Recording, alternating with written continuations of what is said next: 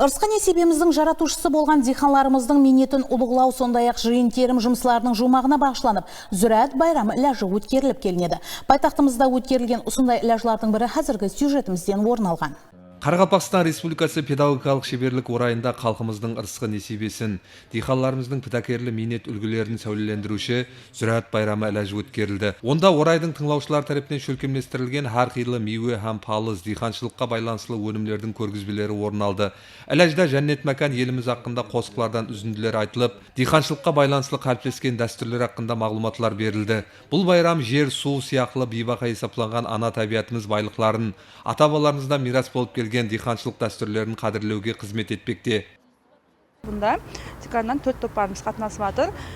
Тыңлаушыларымыз арасында диханшылықтың минеті, хасылдарлығымыз хақында мағлұмат беріледі. Тыңлаушылар арасында сахналық көріністер шөлкемлестірілген. Бұнда деканнан диханшылықтың өмірі қандай, не тәртіпте өтеді, судың, жауынның, жердің ахметі, өнімдеріміз мол болуында ахметлері көрсетіп беріледі. Әләж дастұрханларымыздың молшылығын тәмирлеп кетірген диханларымыздың минетлерін көклерге көтеруіменен бірге қатынасушыларды дәстүр һәм үрп әдетлерімізге хүрмет ұрқында тәрбиялауда ахметлі болды.